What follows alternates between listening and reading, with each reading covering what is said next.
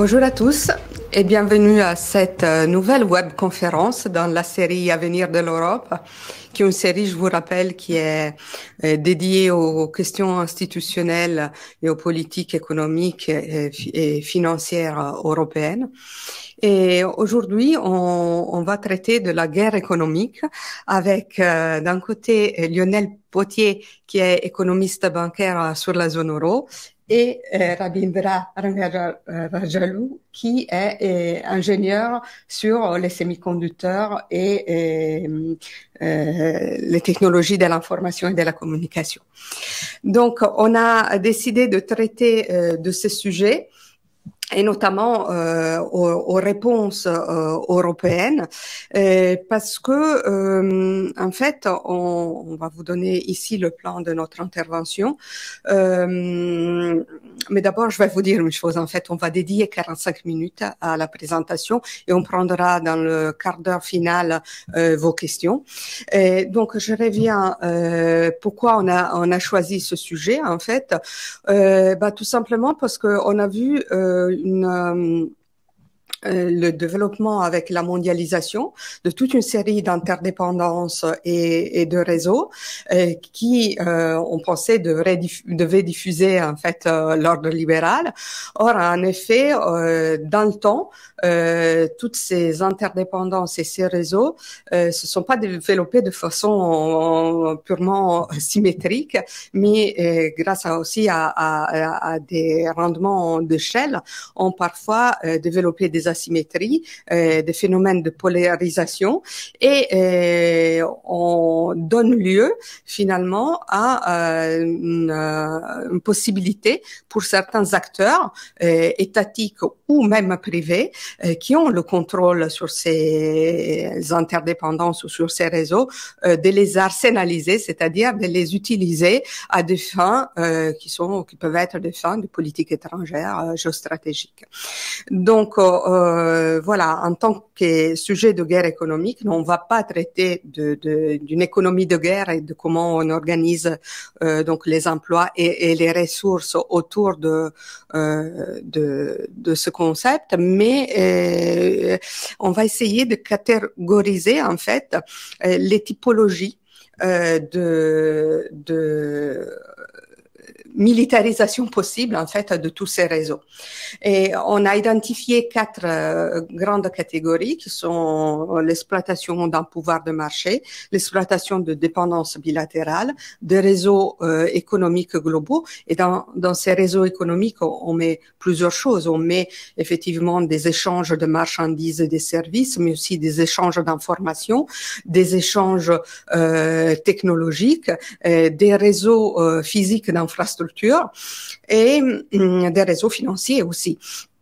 Et une 4e typologie qui est la politique d'influence et de contre-influence. Alors, quelles sont les sources de pouvoir et le type d'arsenalisation qui est possible selon ces 4 catégories. Quand on a du pouvoir de marché, effectivement, la source de pouvoir est donnée par la grande base de consommation domestique, donc la présence d'un grand marché dans lequel on a plusieurs acteurs étrangers qui interviennent, et donc la possibilité d'interdire l'accès à ce marché ou de le rendre particulièrement cher.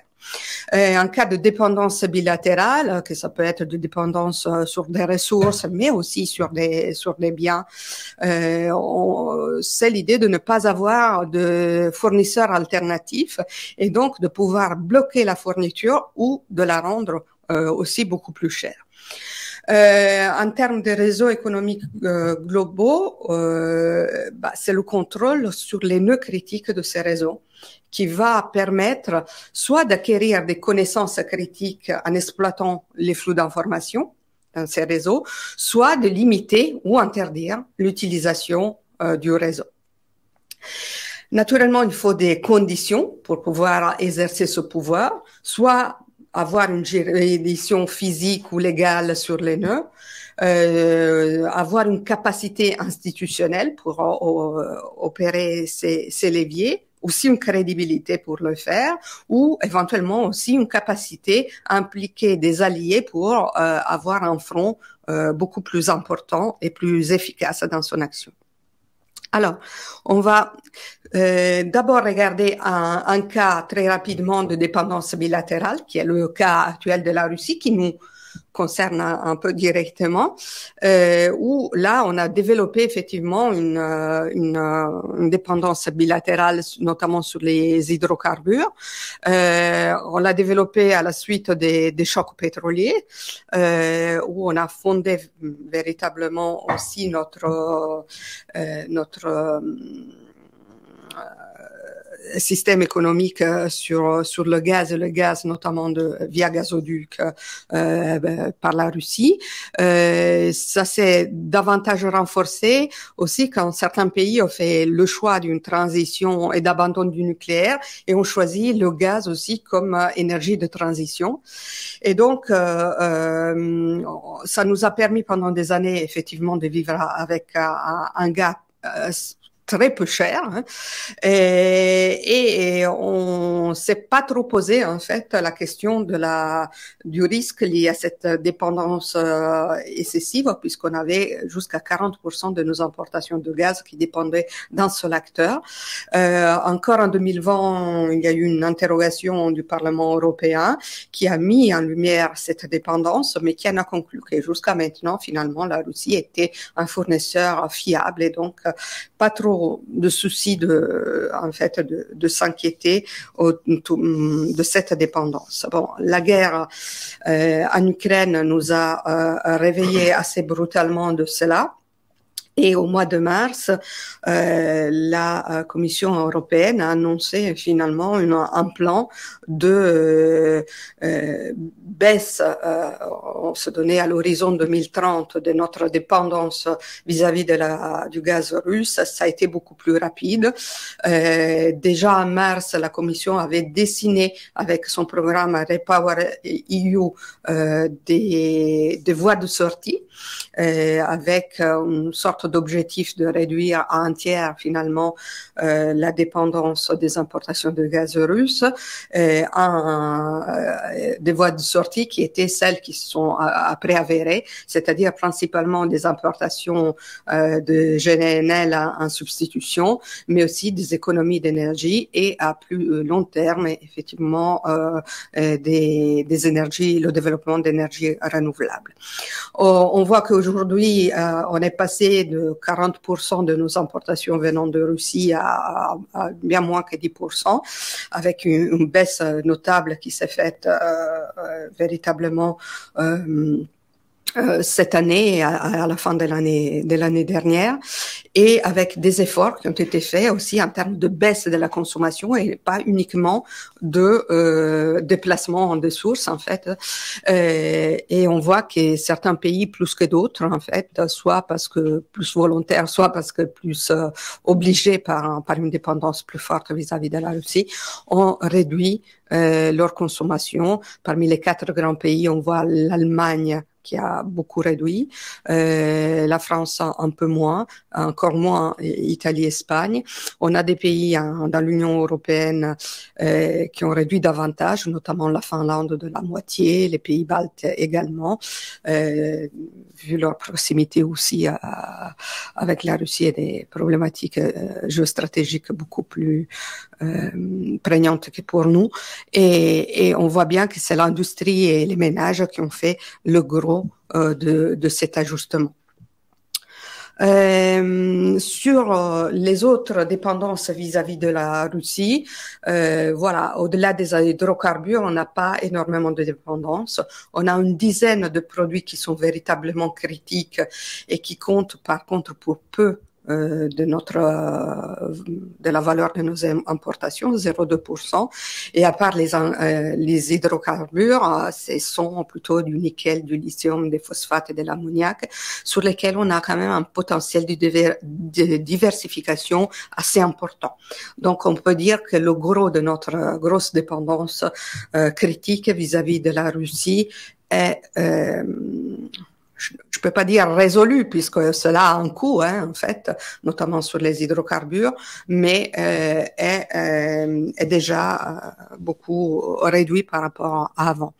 Par contre, on voit que la Russie est beaucoup plus dépendante de l'Union européenne, avec beaucoup plus de produits, une gamme beaucoup plus vaste qui va des produits pharmaceutiques à des produits intermédiaires et à des machines, équipements qui sont assez importantes aussi pour tout ce qui est transition et pour ce qui est activité à plus haute valeur ajoutée, avec un potentiel de diversification beaucoup moindre pour le coup pour eux, et une part dans le total de leurs importations qui est beaucoup plus important.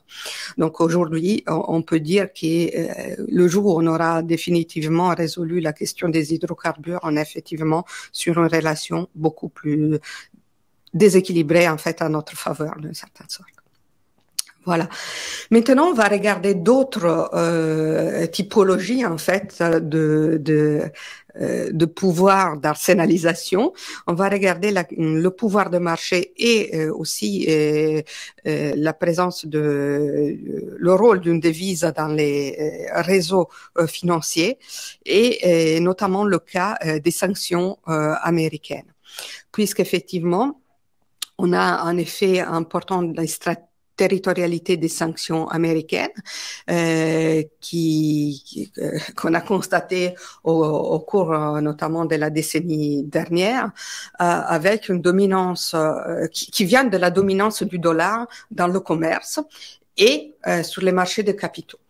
Et donc, cela fait que même si les États-Unis imposent que des sanctions primaires, eh bien, il y a une extension finalement de leur juridiction qui arrive à frapper les acteurs européens, avec le Trésor américain qui a un pouvoir assez vaste d'ouvrir des investigations et d'imposer des amendes aux acteurs européens, et qui finalement va faire que c'est le droit américain qui prévoit de facto sur le droit européen et qui va limiter la certitude du droit européen, qui va limiter le contrôle aussi de l'Union européenne sur sa politique étrangère et affaiblir l'autorité de l'Union européenne sur la régulation de l'activité économique de ces entreprises, puisqu'elles doivent agir pour au-delà en fait des objectifs européens pour ne pas incourir dans ces sanctions.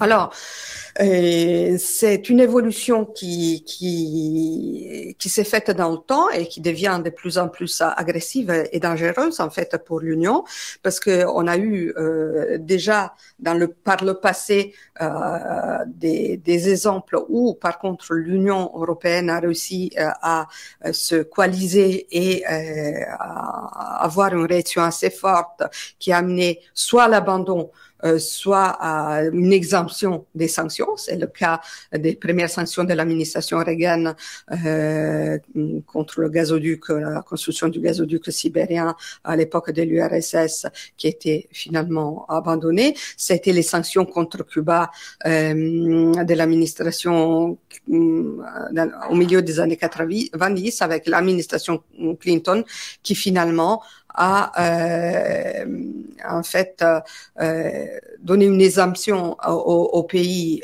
européens, mais c'est là après une menace de recours à l'Organisation mondiale du commerce et aussi l'élaboration d'un statut de blocage en 96 dont je vous parlerai un peu plus tard. Par contre, voilà, à partir de 2007, avec des sanctions contre l'Iran, c'est une autre politique en fait que les États-Unis ont développée. Donc, ils passent plus par le Conseil de sécurité de l'ONU qui était très divisé sur le sujet. Il y avait eu des divisions aussi assez importantes entre les différents pays européens, donc l'incapacité de créer une coalition. Et donc, voilà, ce sont des sanctions qui ne requièrent plus cette recherche d'unanimité ou de coopération et qui sont plutôt des sanctions financières imposées via l'OFAC, l'Office of Foreign Assets Control, et qui modifient donc les cibles et les modalités de mise en œuvre en visant beaucoup plus le secteur bancaire et les entités étrangères. Au cours de l'administration Obama, on a eu un renforcement de toute cette série de sanctions avec un positionnement très faible en fait de l'Union européenne qui a convergé finalement pour éviter une confrontation avec les États-Unis parce qu'elle était aussi assez divisée avec des pays par ailleurs qui ont obtenu des sanctions partielles et qui ont un peu joué leur propre jeu tout seul en fait.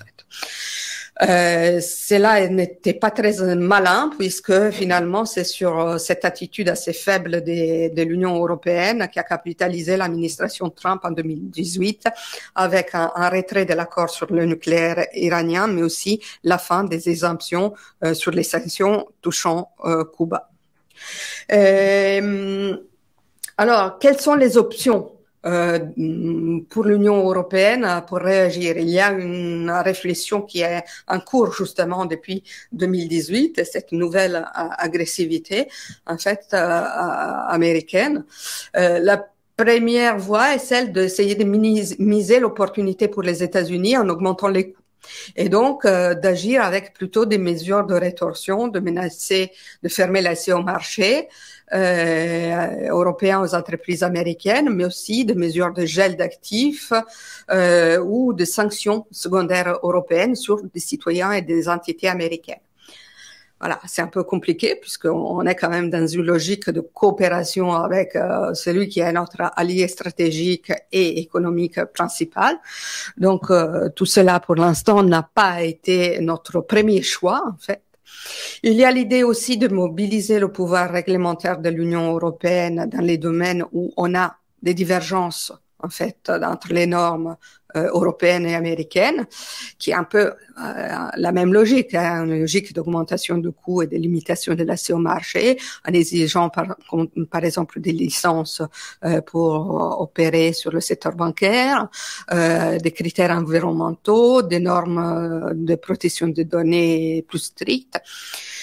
Mais il y a aussi une voie qui est celle de augmenter la capacité de l'Union à appliquer les sanctions, parce que là où on va dans la même direction que les États-Unis, la reproche que les États-Unis nous font, c'est que finalement on est très faible dans l'application des sanctions, et donc que leur action est aussi justifiée par cela. Et après, il y a une autre idée qui est celle de limiter les coûts pour les entreprises européennes qui seraient éventuellement touchées en soutenant, les soutenant financièrement, en créant soit des fonds, soit une banque européenne des exportations qui pourrait prendre à son compte une partie de ces coûts. Il y a aussi la voie de défier l'extraterritorialité par la voie légale. Alors, soit par une instance, on recourt dans une instance internationale qui est celle de l'Organisation mondiale du commerce, mais on voit bien que l'organe de résolution de conflits est complètement bloqué en ce moment par le vouloir par ailleurs des États-Unis. Là aussi, il y a en fait, l'Union européenne est très mitigée sur cette voie parce qu'elle veut pas non plus affaiblir le pouvoir de sanction plus globalement, en fait.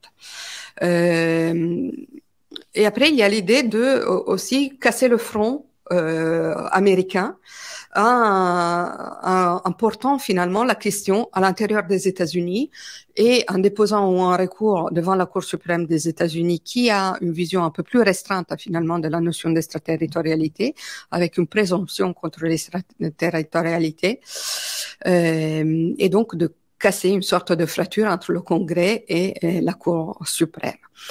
Mais il y a aussi l'idée d'approfondir la voie diplomatique en développant le dialogue transatlantique qui en a bien besoin finalement depuis l'administration Trump, mais qui reste aussi très dépendant finalement du bon vouloir de l'administration en place aux États-Unis.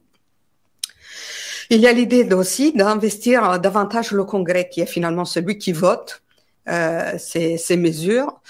et notamment investir les membres du Congrès qui sont les plus proches de l'idée de libre-échange, de défense des démocraties et des valeurs des démocraties libérales, et de ceux qui suivent un peu la doctrine Blinken, qui est celle de ne pas abuser trop de ces mesures pour justement ne pas fracturer le front des alliances avec ses alliés les plus stricts.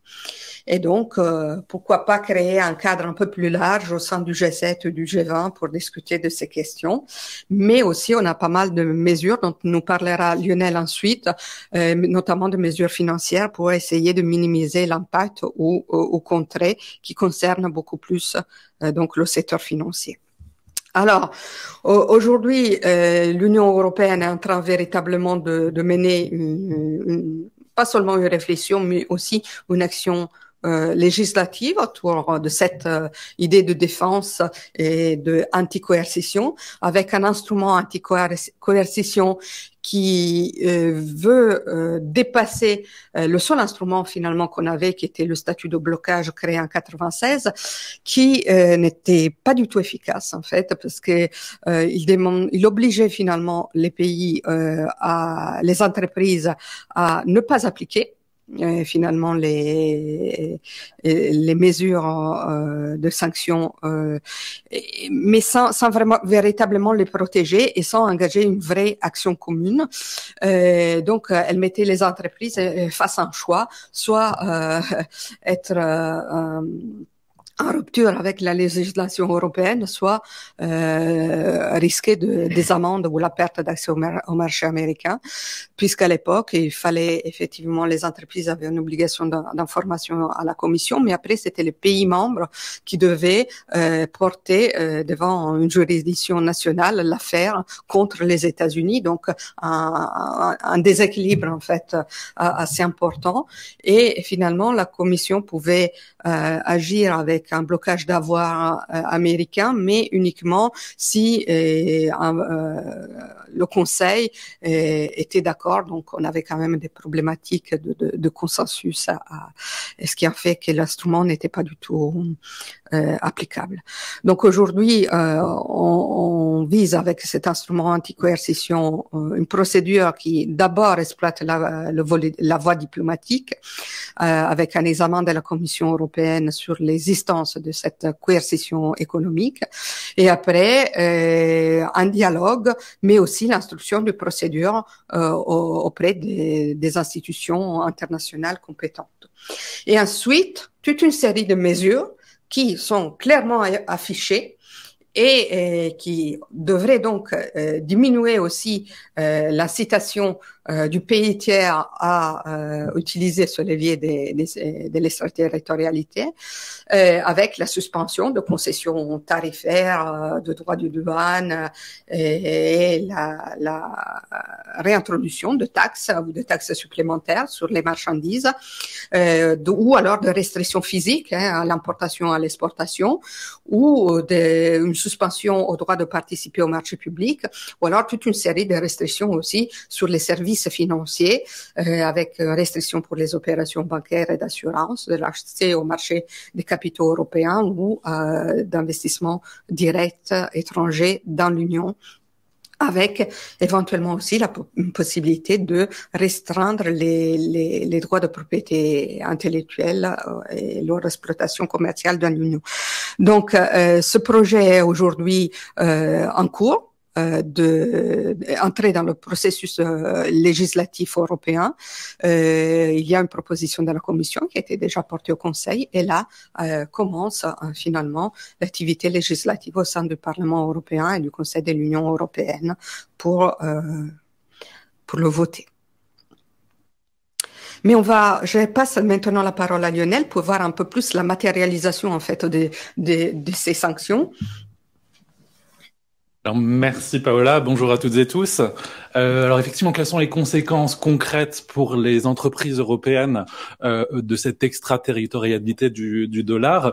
Je pense qu'il y en a vraiment deux essentiellement. La première, c'est des coûts en fait, des coûts de conformité, voire des coûts de surconformité auxquels font face ces entreprises européennes. Je parle de surconformité parce qu'il y a vraiment des pertes d'opportunités qui se font quand les entreprises européennes en font un peu trop pour obéir aux sanctions américaines.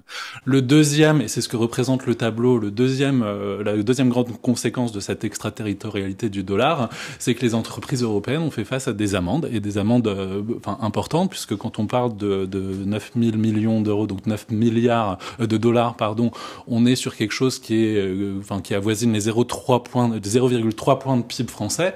Donc c'est des amendes qui sont quand même relativement conséquentes.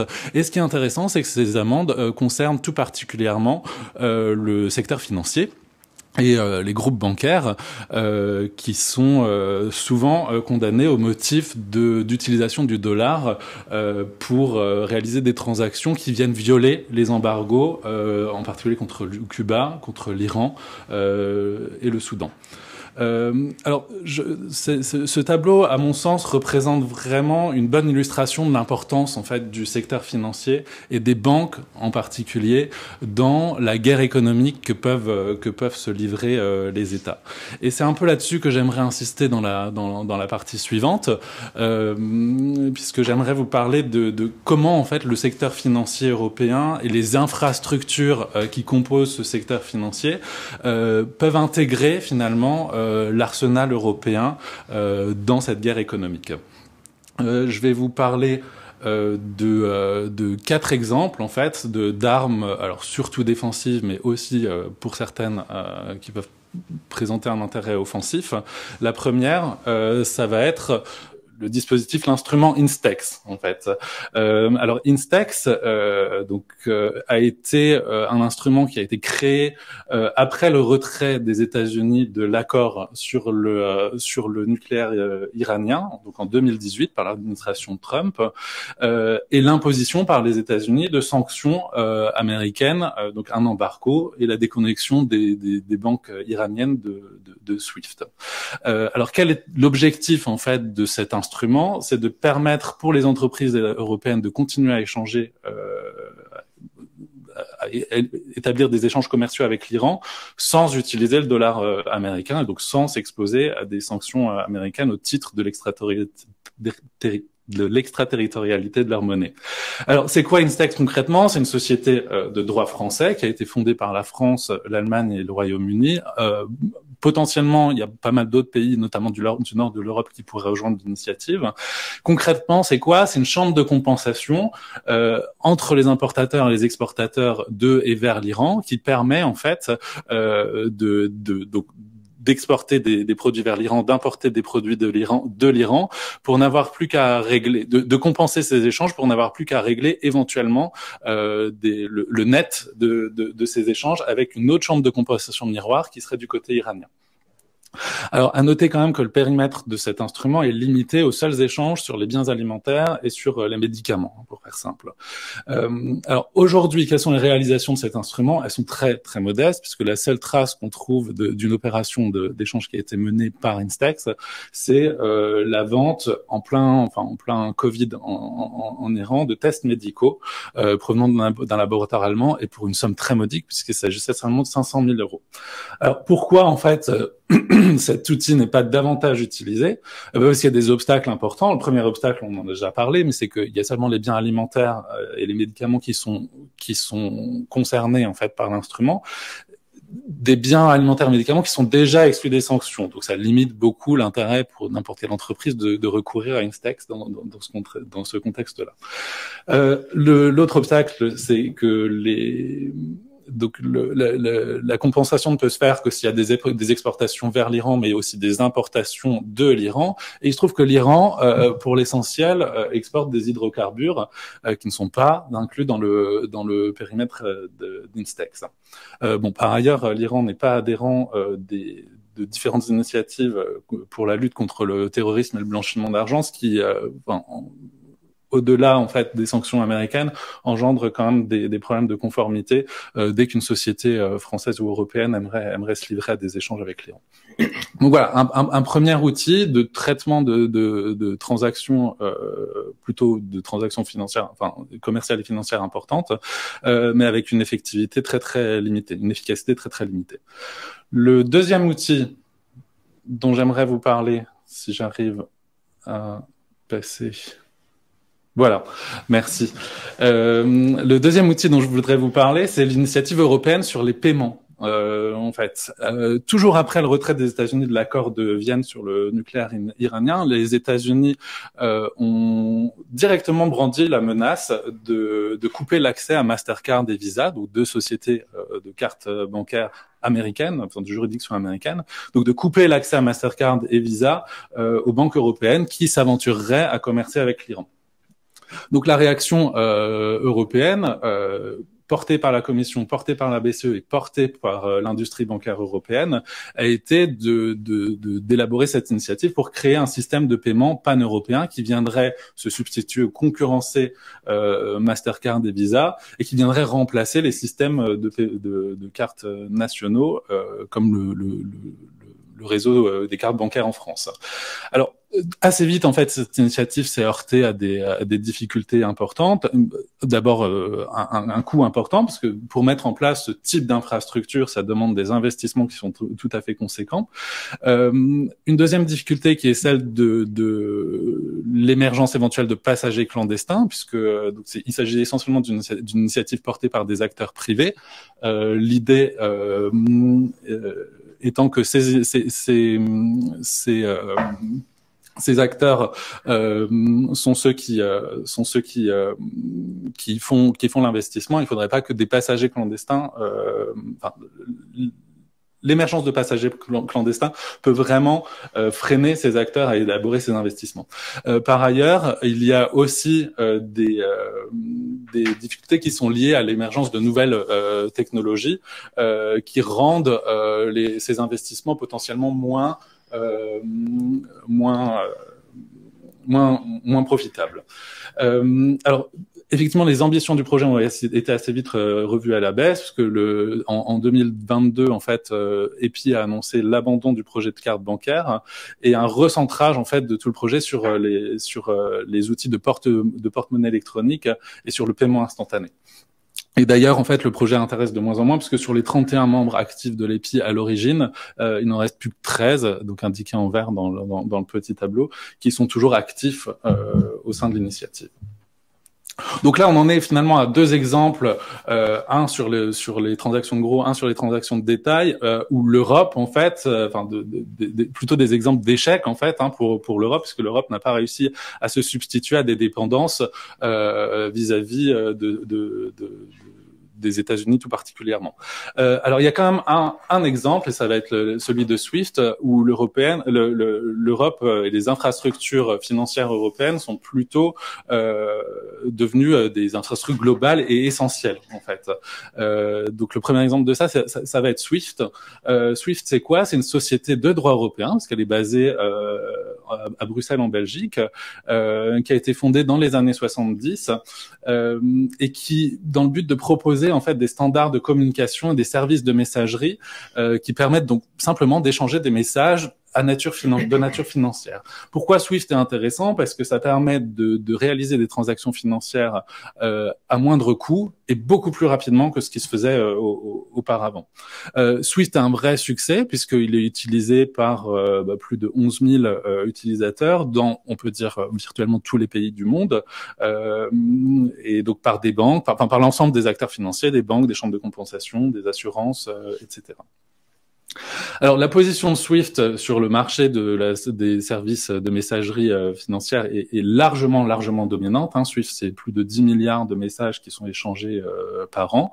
Alors, certes, SWIFT coexiste aujourd'hui avec d'autres systèmes, notamment aux États-Unis. En fait, les États-Unis se sont dotés d'un système pour toutes les transactions financières entre établissements qui font intervenir les comptes que ces établissements détiennent à la Fed.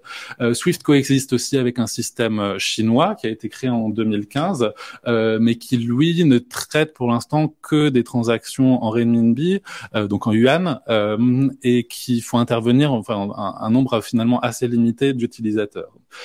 Swift coexiste également avec une application indienne et une application russe, donc qui a été créée en 2014 suite à l'invasion de la Crimée. Mais là aussi, en fait, le système russe, même aujourd'hui, même après le déclenchement de la guerre en Ukraine, a une utilisation finalement encore assez limitée, puisque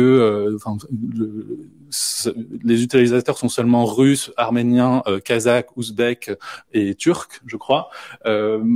Et en plus, les caractéristiques technologiques de l'instrument ne permettent pas de traiter toutes les transactions financières que les intermédiaires financiers pourraient vouloir réaliser. Alors, ce qui est intéressant, en fait, c'est que Swift a été déjà utilisé comme arme de sanction, en fait. La société Swift a accepté d'exclure certaines banques de son système pour les empêcher de réaliser des transactions financières via le système de messagerie. Ça a été le cas pour 4 institutions financières en Corée du Nord en 2017. Ça a été le cas pour plus d'une dizaine d'institutions financières en Iran en 2018. Et ça a été le cas beaucoup plus récemment en Russie en 2022 suite à l'invasion de l'Ukraine. Ce qui est intéressant en fait, c'est que Swift est finalement une arme qui reste assez discrétionnaire parce qu'il y a aussi eu des tentatives avortées d'utiliser Swift comme une arme et que la société avec la pression en fait exercée par les pays européens, a refusé d'exclure des banques de Birmanie ou d'Afrique du Sud du système. Alors se pose finalement la question aujourd'hui encore d'une prise en main un peu plus directe de Swift et des outils qu'elle propose par les pays européens, à savoir si cette prise en main plus directe, une prise de participation, une nationalisation de Swift est vraiment nécessaire dans ce contexte. Je voudrais simplement terminer sur Swift en mentionnant peut-être l'idée que c'est peut-être une arme aujourd'hui qui est en perte de puissance puisqu'on a des technologies émergentes qui viennent peut-être ou qui demain viendront limiter un petit peu la prédominance de Swift dans la messagerie financière et tout particulièrement, en fait, on a aujourd'hui des initiatives privées de Ripple, mais aussi de banques établies sur la place, comme JP Morgan, comme UBS, des initiatives qui pourraient venir se substituer à Swift en utilisant la technologie de la blockchain. C'est peut-être aussi une arme en perte de puissance puisque il y a aujourd'hui l'émergence de projets de monnaie numérique de banque centrale qui là aussi pourrait rendre Swift un peu plus, l'instrument Swift un petit peu moins utile, un peu plus anecdotique. Et c'est bien par ce dernier point en fait que j'aimerais terminer mon propos. Alors c'est peut-être quelque chose d'un petit peu plus, il faut peut-être se projeter encore un petit peu davantage, mais j'aimerais vous parler des monnaies numériques de banque centrale parce qu'à mon sens ça peut être une réponse à des enjeux clés dans la guerre économique. Ça peut être une réponse à l'enjeu économique en fait, parce que une monnaie numérique de banque centrale qui a un succès non seulement au sein de la juridiction qu'il émet, mais peut-être un succès international, permet vraiment de favoriser l'utilisation de la devise dans les échanges commerciaux et dans les échanges financiers, voire son utilisation dans les réserves de change. La monnaie numérique de banque centrale, si elle a un succès, peut également répondre à un enjeu opérationnel, puisqu'elle permet de contrôler les flux de paiement de gros et de détail, et un enjeu informationnel, puisque à chacune de ces transactions sont rattachées des informations, et contrôler ces transactions, c'est contrôler l'information qui est liée à ces transactions. Alors évidemment, utiliser la monnaie numérique de banque centrale comme une arme entre guillemets comme une arme dans cet arsenal de la guerre économique, ça suppose de remplir quelques conditions. La première de ces conditions, c'est sans doute de disposer déjà d'une devise suffisamment stable et suffisamment liquide pour être utilisée largement dans les transactions internationales. La deuxième condition est technologique en fait, parce qu'il y a des technologies à maîtriser pour mettre en œuvre des projets de monnaie numérique de banque centrale. La troisième condition, c'est vraiment ce qui va avec le quatrième tiret, c'est vraiment il faut développer ce projet relativement tôt, en fait, pour pouvoir en imposer des standards. En fait, il y a vraiment un gros intérêt à figurer parmi les pionniers dans le développement et la mise à disposition d'une monnaie numérique de banque centrale pour qu'elle soit largement utilisée, pour qu'elle constitue une arme dans la guerre économique. Alors, où en est l'Europe dans les projets de monnaie numérique de banque centrale? Alors, il se trouve qu'on a déjà fait une webconférence avec Paola l'année dernière sur le projet d'euro numérique, donc je vais être très rapide ici. Je vous réfère vraiment à cette webconférence qui est disponible sur nos sites intra et internet, si vous voulez des détails. Mais alors, l'Europe s'est déjà un petit peu engagée dans le projet d'euro numérique. C'est particulièrement vrai sur l'euro numérique de gros, donc un euro numérique qui serait réservé à des transactions entre intermédiaires financiers, puisqu'il y a plusieurs banques centrales, et notamment la Banque de France, qui ont mené des expérimentations avec succès d'échanges de titres et de monnaies sur la blockchain, donc avec un règlement en euro numérique. Sur l'euro numérique de détail, donc un euro numérique qui serait accessible sur un téléphone portable, qui serait accessible à la fois aux entreprises, aux citoyens européens et potentiellement étrangers, on avance avec peut-être un peu plus de prudence. Il y a une phase d'étude qui a été lancée dès 2021 pour se demander quels sont un peu les cas d'usage, quelles technologies pourraient être utilisées, quelles modalités de mise à disposition. Et en fait, donc cette phase d'étude est encore largement en cours. On attend en fait une décision du Conseil des gouverneurs courant 2023 pour savoir si on poursuit avec le développement de vrais projets pilotes pour éventuellement une mise en production à horizon 2025. Alors, l'Europe, en fait, il faut bien se rendre compte qu'on est, on va pas tout à fait en retard, mais on n'est pas non plus spécialement en avance sur le projet de monnaie numérique de banque centrale.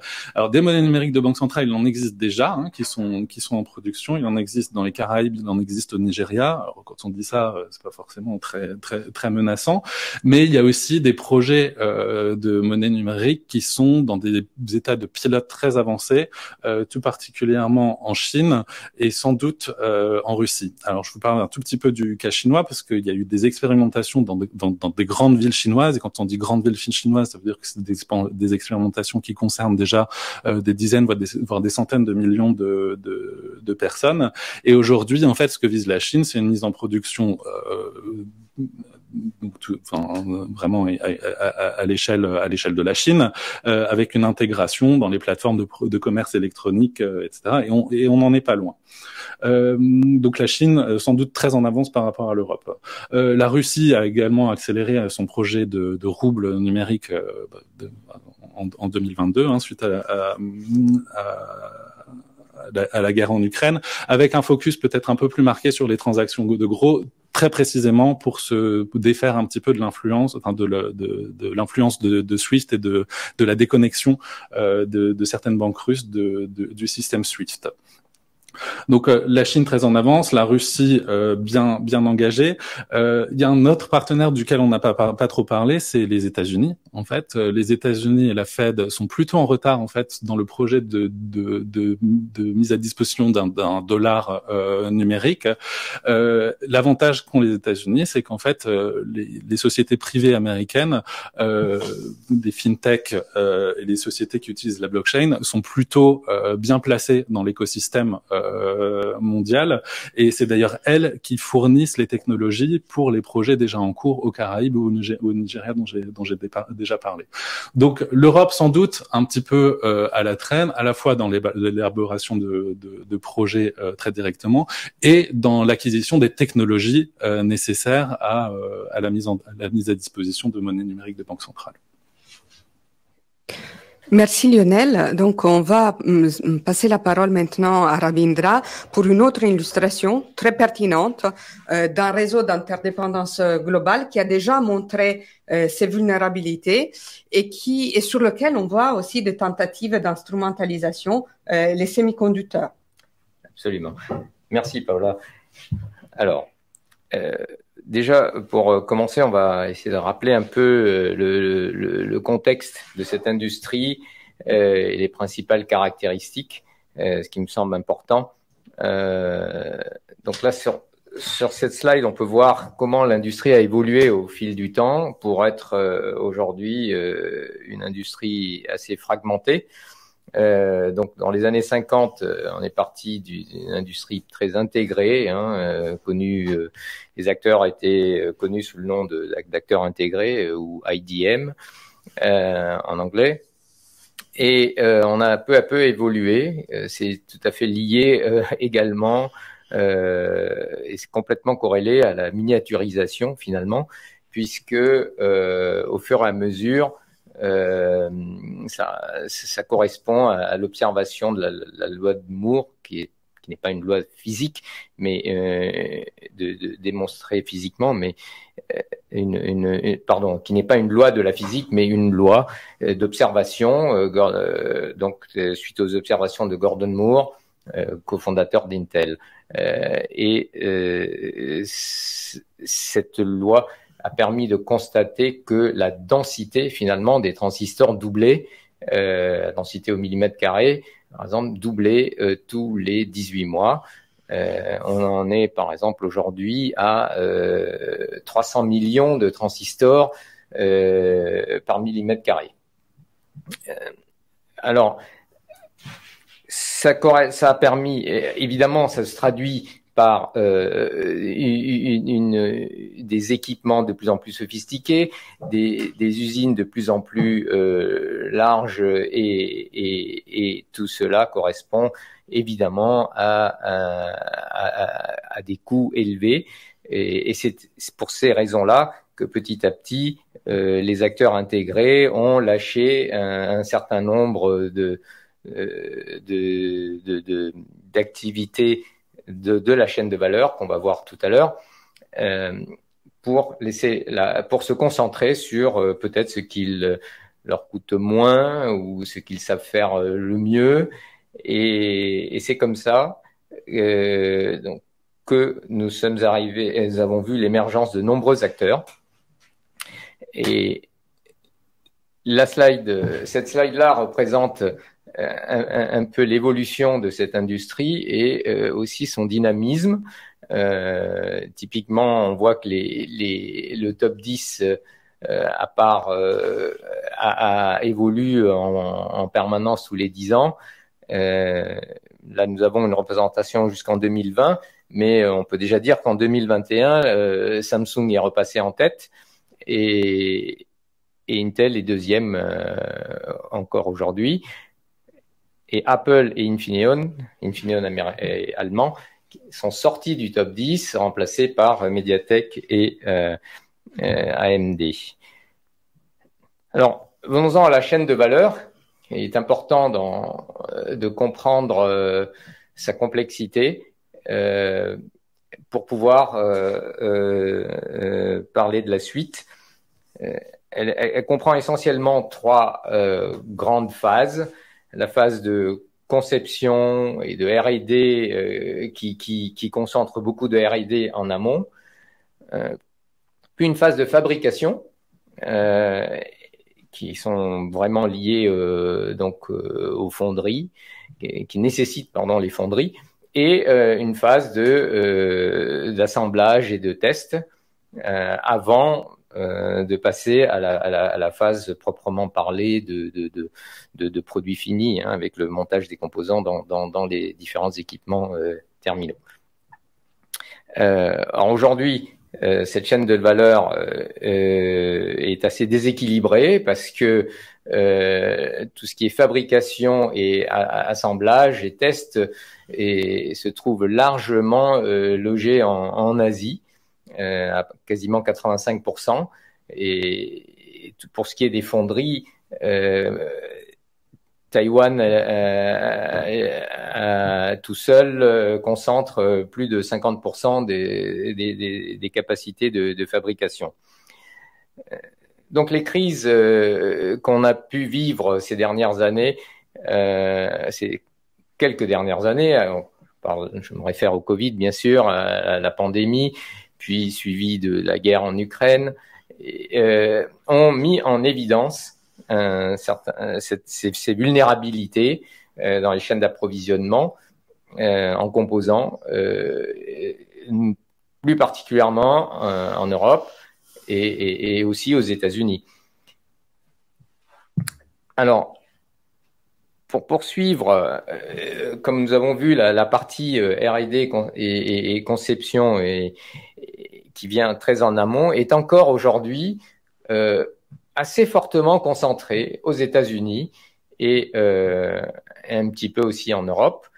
On peut voir là, par exemple, qu'au niveau de tout ce qui est conception des outils, parce que même les outils de conception des composants sont essentiellement aux États-Unis.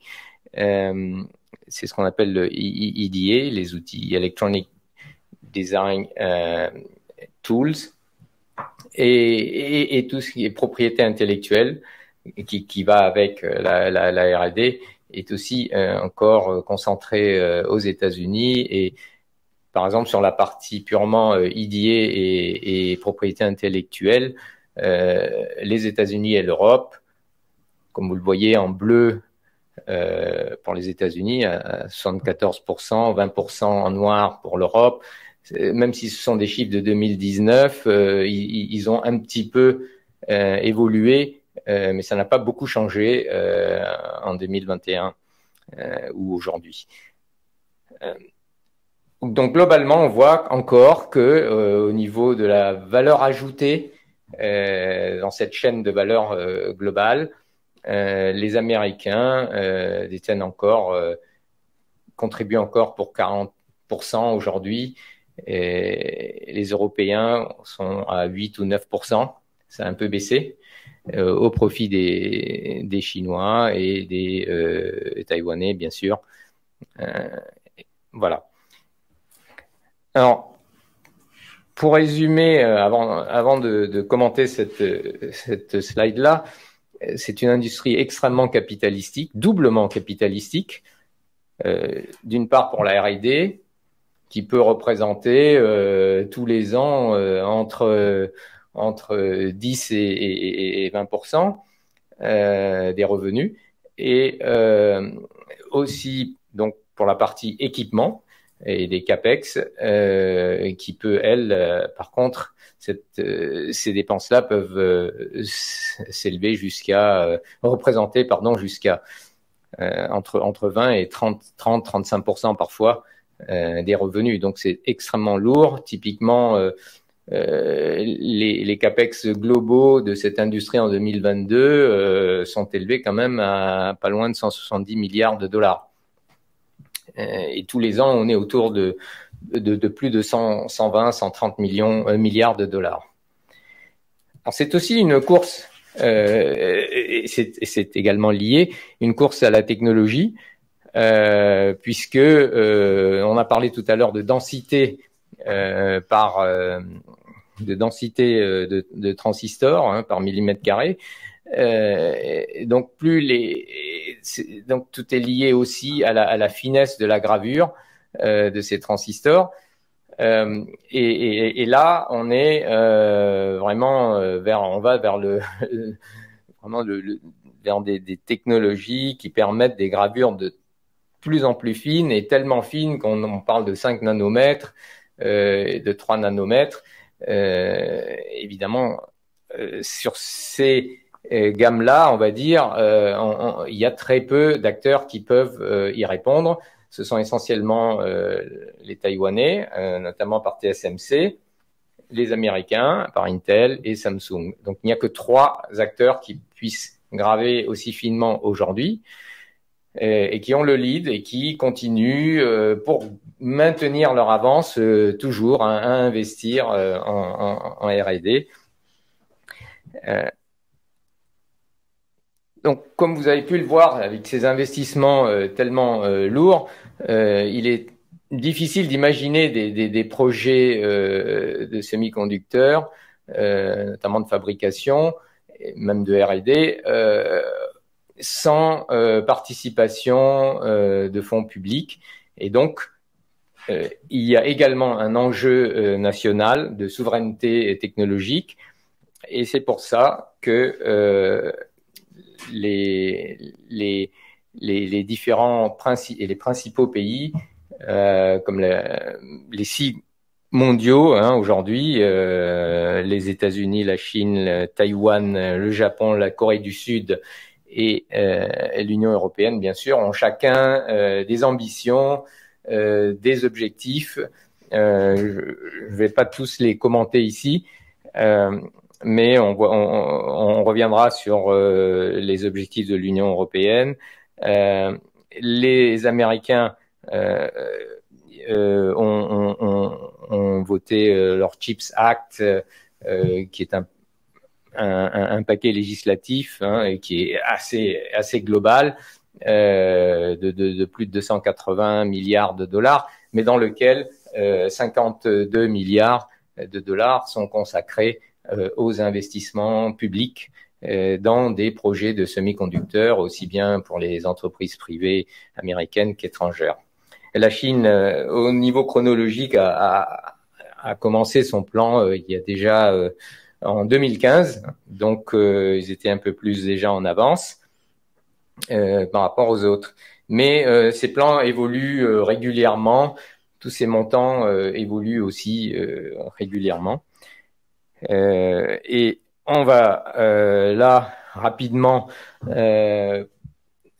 regarder un peu ce qui se passe à travers le monde. Donc au-delà des 6 pays que j'ai cités tout à l'heure, on notera également les velléités de l'Inde, Singapour qui a aussi des projets bien sûr nouveaux.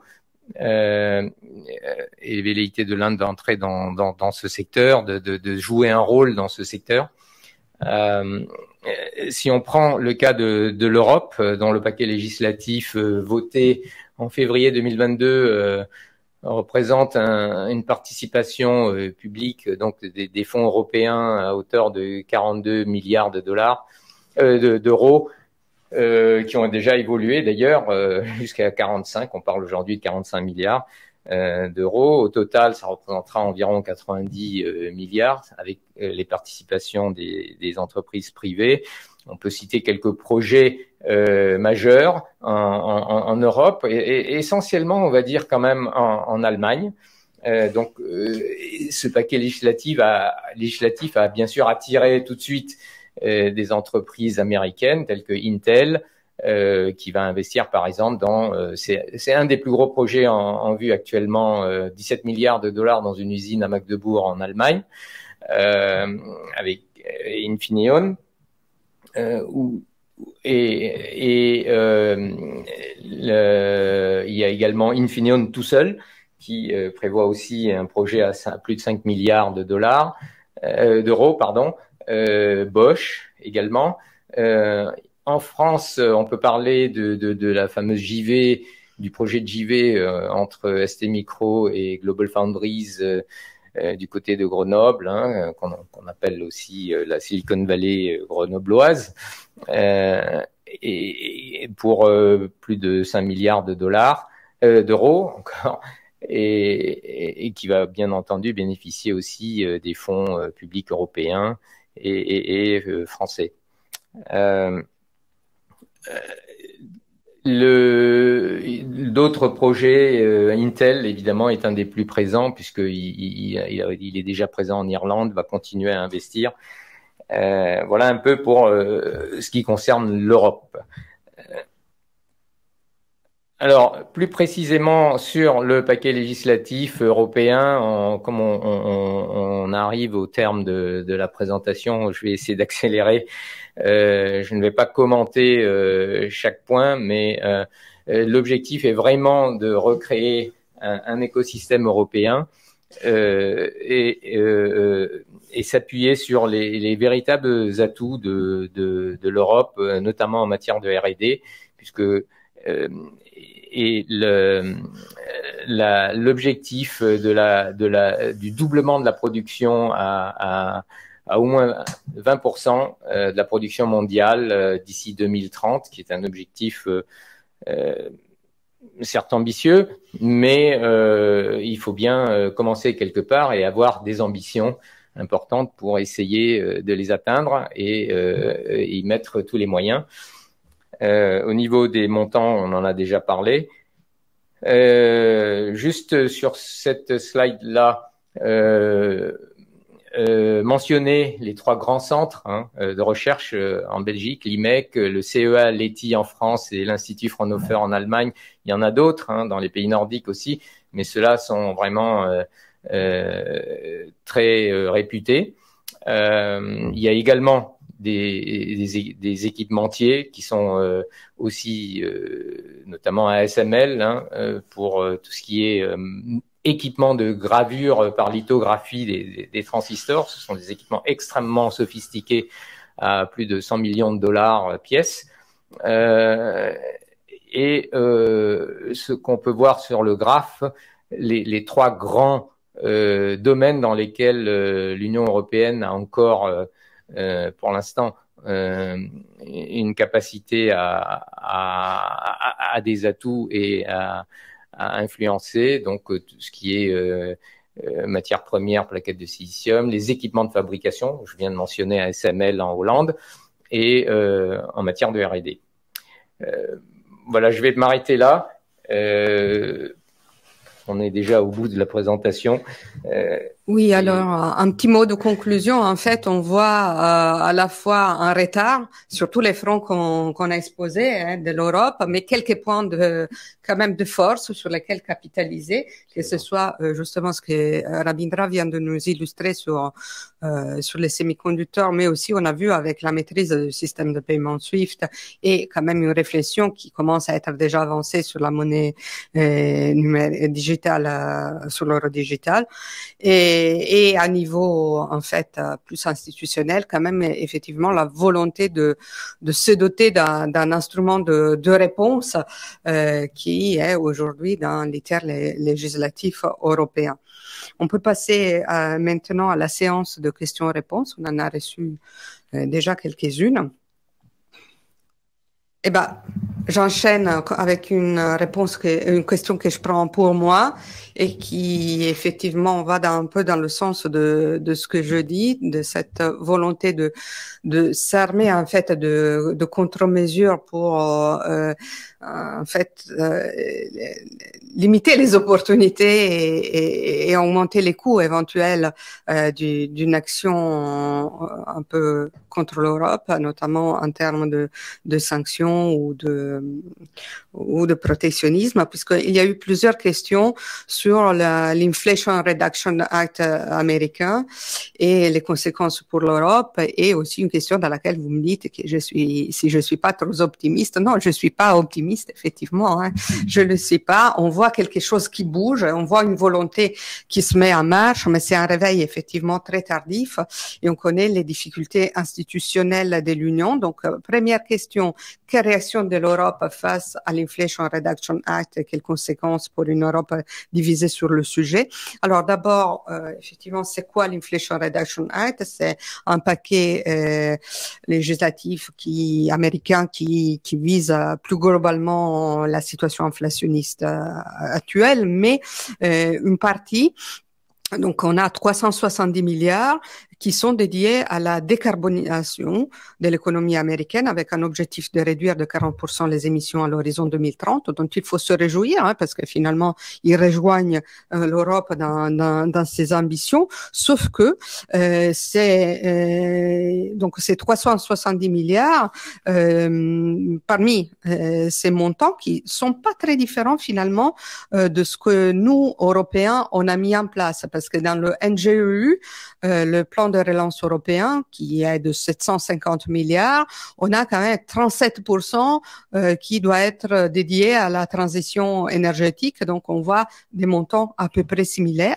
Sauf que, finalement, on a beaucoup d'aides aux consommateurs pour l'achat de voitures électriques, une aide de $7 500, qui, par contre, est conditionnée à un assemblage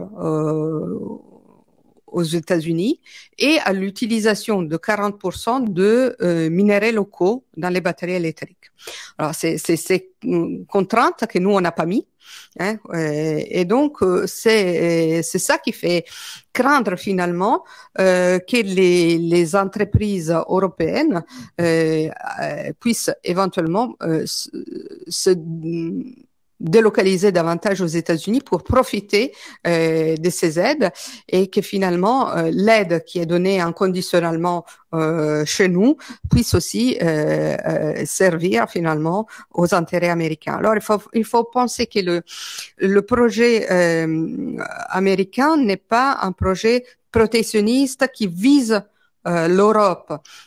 C'est véritablement la volonté de construire une filière nord-américaine et c'est pour cela que le Mexique a obtenu une exemption puisqu'il fournit finalement la main-d'œuvre et les phases initiales de production et que le Canada a fourni a bénéficié aussi d'une exemption puisque c'est le Canada qui va fournir en fait les ressources premières et notamment toutes les terres rares et puisque c'est quand même la seule, on peut dire, démocratie libérale qui permet, qui dispose de la totalité de terres rares et de ressources nécessaires à produire une batterie électrique. Donc, on voit bien qu'il y a la volonté de la création et aussi de la sécurisation de cette filière nord-américaine qui vise plutôt la Chine, hein, mais dans laquelle, effectivement, les intérêts européens sont aussi en jeu. Alors, quelle est la position européenne pour l'instant? Il y a une task force qui a été créée auprès de la Maison Blanche, hein, donc directement auprès de Biden. Où on essaye avec le dialogue de obtenir quelque chose. Alors, obtenir une exemption comme celle du Mexique et du Canada, ça paraît un peu difficile parce que ça ne répond pas à la même logique. Mais voilà, essayer d'obtenir quelque chose. Donc pour l'instant, je sais pas quoi vous dire, mais on est quand même très près quand même de la décision et l'Union européenne est très mobilisée sur ce point-là, sachant que elle peut compter d'une certaine sorte sur un allié à l'intérieur de l'administration américaine qui est Blinken, qui est très attentif en fait à ne pas abîmer les relations avec les alliés, notamment européens. Il y a aussi une question de la clause de sécurité nationale qu'on pourrait faire peut-être tester au sein de l'OMC, mais voilà, il y a toujours une certaine réticence à porter les questions dans ces instances avant d'avoir au moins tenté toutes les voies diplomatiques, sachant que quand même le débat transatlantique est aujourd'hui ouvert aussi sur d'autres fronts, et notamment sur le front technologique avec en fait le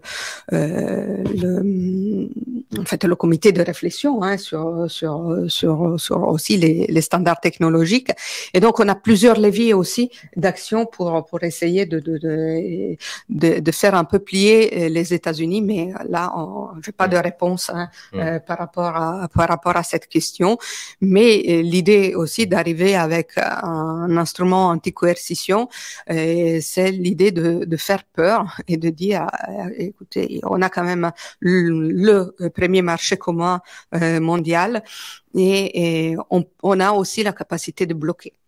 Donc, avec toutes les problématiques qui ressortent dans d'autres questions, parce que il y a une autre question qui pose la question de la faiblesse d'une Europe divisée finalement sur ces questions.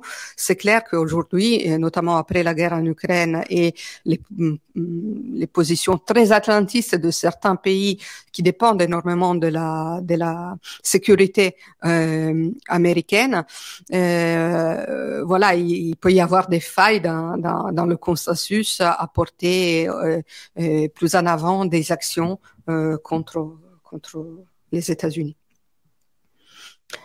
On peut passer à d'autres questions. Il y a une question pour Lionel. Oui, il y a une question sur la monnaie unique. Une monnaie unique peut-elle être adaptée pour une zone économique, sociale et fiscale non harmonisée? Alors, il y a peut-être deux manières de répondre à la question. La première manière, c'est peut-être d'invoquer en fait la question de ce que c'est que les économistes appellent une zone monétaire optimale, c'est-à-dire qu'il y a un intérêt à être dans une monnaie unique, si on fait face à des chocs similaires entre les différents pays, et ou deux, si on a des instruments pour, quand les chocs sont asymétriques, traiter de façon différenciée, et notamment via des transferts fiscaux et budgétaires, les éventuels déséquilibres qui pourraient impacter en fait les économies. Alors sur la question des chocs, est-ce qu'on fait face aux mêmes chocs? Alors de plus en plus certainement, mais c'est vrai qu'on a encore aujourd'hui des structures économiques et des structures industrielles assez différentes, et l'impact en fait de l'augmentation du prix du gaz et de la réduction des importations de gaz russe a bien montré en fait que les pays sont affectés de façon assez différenciée en fait au sein même de la zone euro. Donc à ce titre, on n'est pas spécialement un bon exemple de zone monétaire optimale. Sur le deuxième point, est-ce qu'on a des mécanismes d'ajustement en fait pour traiter d'éventuels chocs asymétriques? Sans doute beaucoup moins que dans d'autres zones monétaires comme les États-Unis. On a une beaucoup plus faible mobilité des travailleurs en zone euro, une beaucoup plus faible mobilité du capital aussi, toujours au sein de la zone euro que au sein de la zone dollar aux États-Unis. Même si c'est vrai, on a quand même de plus en plus des mécanismes de transferts fiscaux et budgétaires au sein même de l'Union. Le plan NGU, par exemple, peut être une illustration de ça, parce que les pays plus affectés par le Covid à l'époque, mais demain sans doute par la guerre en Ukraine, sont plutôt plus aidés que les pays qui sont moins affectés. Donc il y a certains progrès en fait dans le traitement des chocs asymétriques. Donc une première manière de répondre à la question, c'est peut-être ça. Peut-être que la deuxième manière, c'est d'essayer de voir si en fait l'euro est une meilleure arme dans la guerre économique que pouvait l'être la superposition du Deutsche Mark, du franc français, de la lire italienne, etc. Et là, je pense que la réponse est de façon assez peu ambigu que oui, en fait, parce que l'euro est une devise plus stable, en fait. On a fini avec les dévaluations compétitives qui fragilisaient quand même les économies européennes. Donc l'euro est plus stable, moins attaqué, moins attaquable, en fait, que pouvaient l'être les devises individuelles. Et d'ailleurs, enfin, c'est un avantage qui est révélé parce que l'euro est de plus en plus utilisé dans les échanges commerciaux, dans les échanges financiers aussi, dans la constitution de réserves de change. Il y a un rapport que commet la Banque centrale européenne tous les ans sur le rôle international de l'euro et qui montre assez bien ça, en fait. L'euro est plus utilisé que l'était la somme du mark, du franc, etc. À l'époque. Quand bien même le poids de la zone euro dans les échanges a plutôt tendance à diminuer au profit d'économies émergentes. Et d'ailleurs, enfin, s'il y a un deuxième révélateur à ça, c'est que l'euro a toujours un pouvoir d'attraction assez important, parce que il y a de plus en plus de pays qui veulent rejoindre la zone euro. On a l'exemple de la Croatie la semaine dernière, il y a 15 jours, qui est donc le 20e membre de la zone euro. Et on a d'autres pays candidats sur la liste, donc, des pays de l'Est de l'Europe qui sont formellement candidats à une accession à la zone euro. Alors, je vois deux questions qui pourraient t'intéresser, Rabindra. Je vais les lire rapidement. Tu peux peut-être les combiner puisque le Chips Act européen peut-il vraiment aider à combler le retard de l'UE dans les semi-conducteurs et l'impact de la politique américaine et des sanctions contre la Chine sur les entreprises européennes du secteur? Oui, absolument. Alors, je vais peut-être commencer par la deuxième pour continuer sur ce que Lionel et toi-même avez abordé en termes de sanctions américaines, notamment. Une illustration dans le domaine des semi-conducteurs, c'est bien sûr la politique et les premières sanctions économiques qui ont été prises dès 2018 par les Américains envers la Chine, qui ont évolué. Bon, je vais pas rentrer dans le détail, mais ils ont créé ce qu'on appelle une entity list, une liste de sociétés.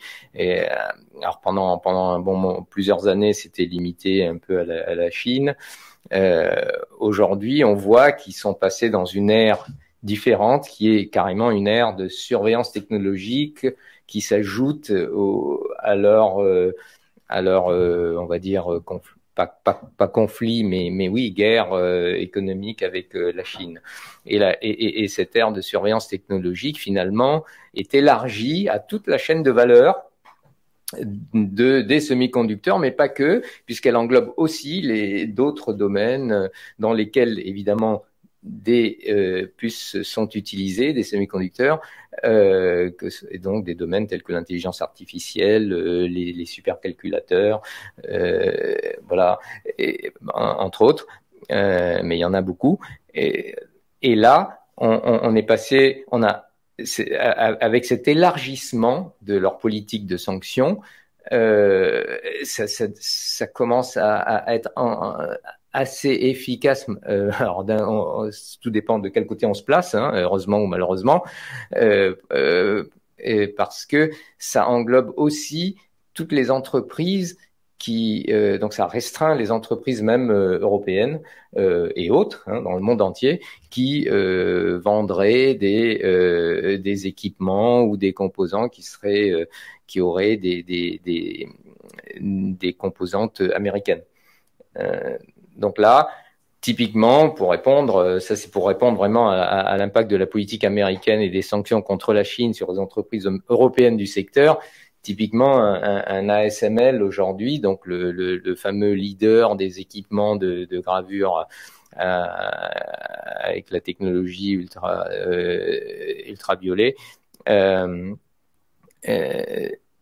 et cette entreprise-là est touchée parce qu'elle doit restreindre ses ventes à la Chine.